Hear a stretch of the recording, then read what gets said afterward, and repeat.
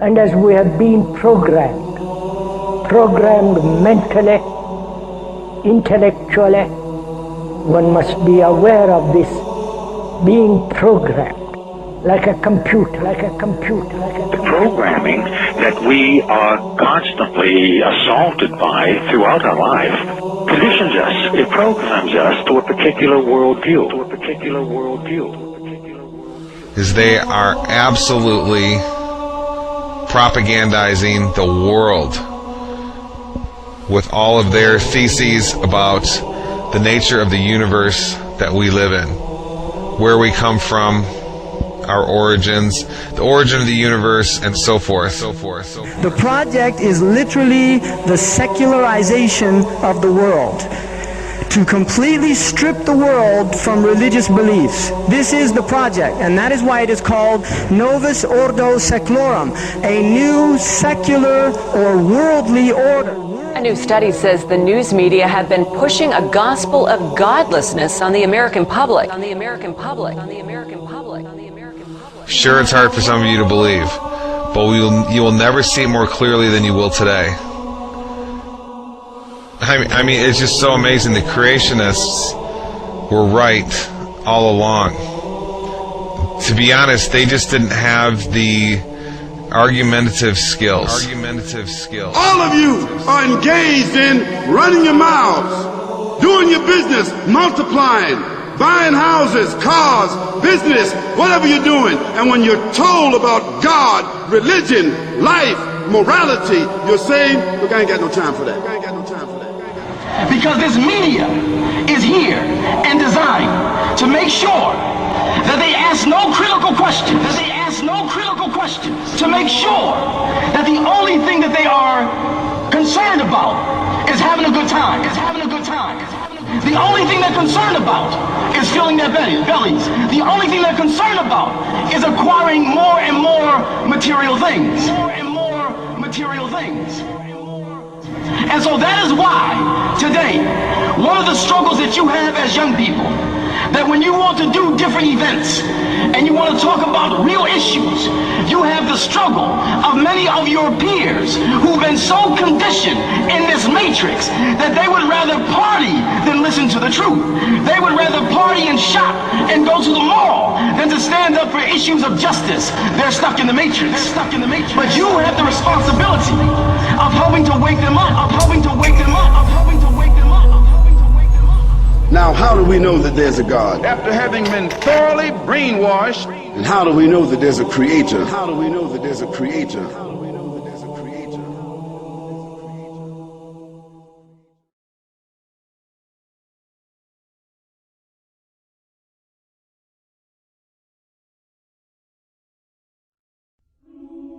About 15 billion years ago, there were no stars in the sky.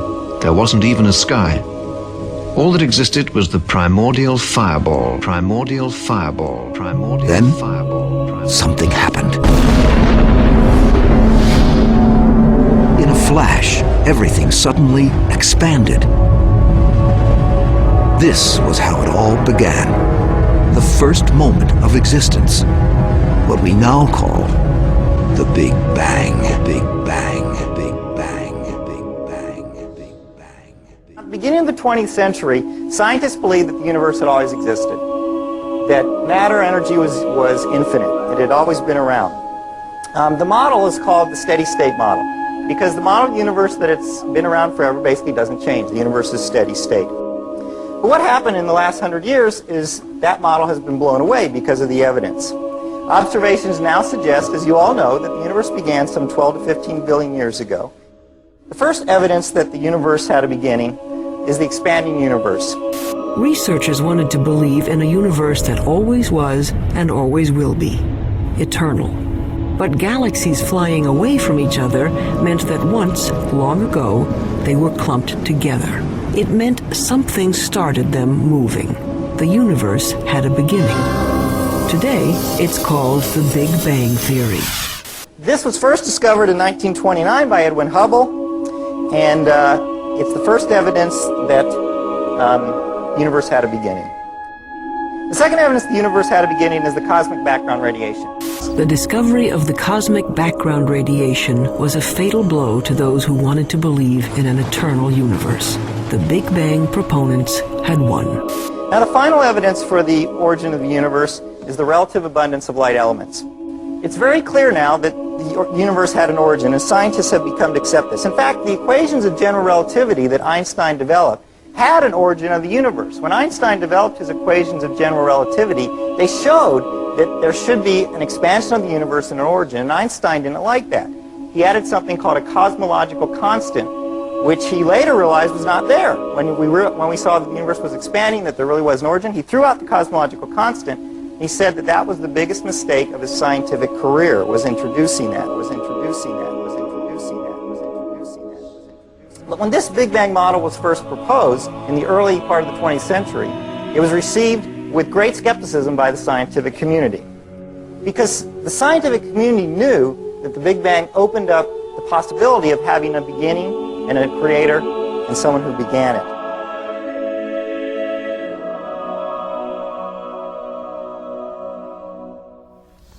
Have you ever asked yourself where the universe came from? Why everything exists instead of just nothing? Typically, atheists have said that the universe is just eternal and uncaused. For example, Bertrand Russell, the famous atheist on the radio program, he said the universe is just there and that's all.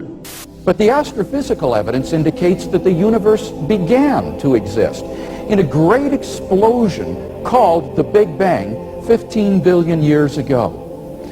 Most laymen do not appreciate that not only were all matter and energy created in that event, but physical space and time themselves. This is of utmost importance, for it implies, as the Cambridge astronomer Fred Hoyle points out, that the Big Bang theory requires the creation of the universe from nothing. Now, this tends to be very awkward for the atheist, for as Anthony Kenny of Oxford University urges, a proponent of the Big Bang theory, at least if he is an atheist, must believe that the universe came from nothing and by nothing. But surely that doesn't make sense. Out of nothing, nothing comes. Even atheist philosophers such as David Hume, he wrote in a letter, "I never asserted to absurd proposition as that anything might arise without a cause." Similarly, P.J. Zort in his publication About Time said, "If there is anything we find inconceivable, it is that something could arise from nothing." So where did the universe come from? Why does the universe exist instead of just nothing? There must have been a cause which brought the universe into being. We can summarize our argument thus far as follows. Premise 1. Whatever begins to exist has a cause. 2. The universe began to exist. 3. Therefore, the universe has a cause. It doesn't mean it's God, it doesn't mean it's Jesus, it doesn't mean it's Allah, it doesn't mean anything. It just means there's a cause for the universe. So we ask another question, what is the nature of this cause? And the nature of this cause, upon conceptual analysis, which means critical thinking about this cause, we come to some startling conclusions.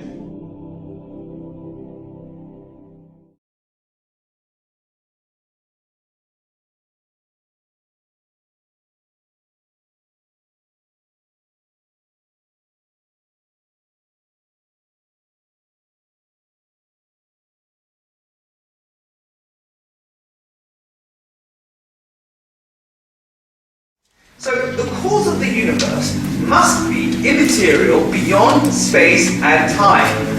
Beyond space and time. Now there are only two things that can fit in this category. The first, abstract objects, and the second, an embodied mind. So we're faced with two worldviews. One starts in the beginning with mass energy, the particles, and everything is derivative, including information. The other says the exact opposite. So in the first worldview, mass energy is primary and mind is derivative. In the other worldview, mind is primary and mass energy is derivative.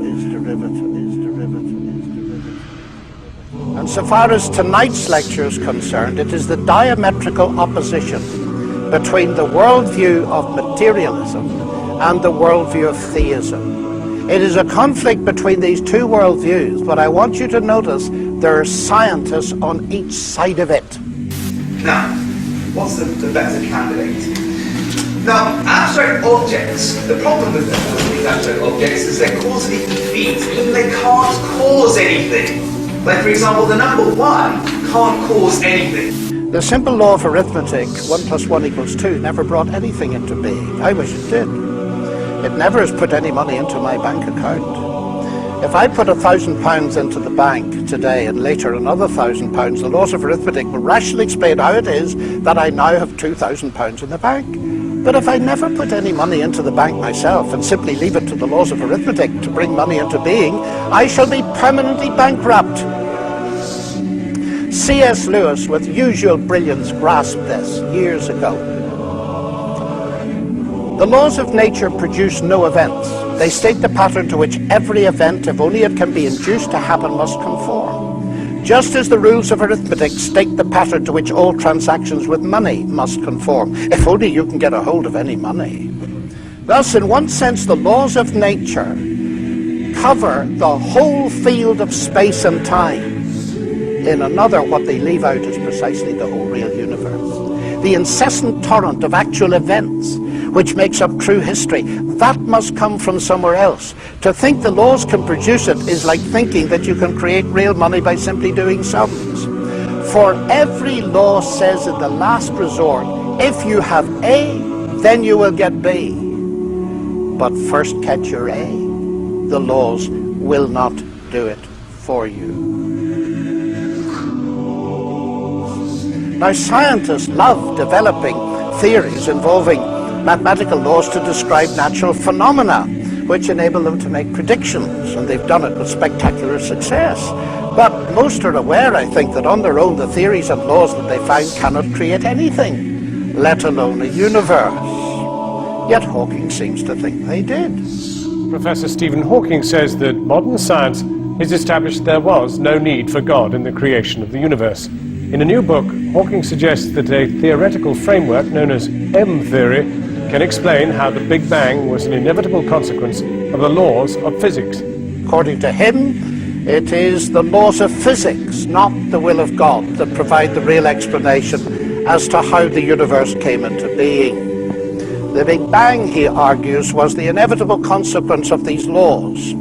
I quote, "Because there is a law such as gravity, the universe can and will create itself from nothing."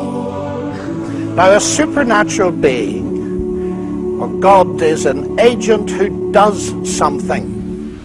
Dismissing such an agent, Hawking ascribes creative power to physical law. But physical law is not an agent. Hawking, it seems to me, is making a classical category mistake by confusing two entirely different kinds of entity: physical law and personal agency. Muhammad is a messenger sent by God to give the Quran to mankind.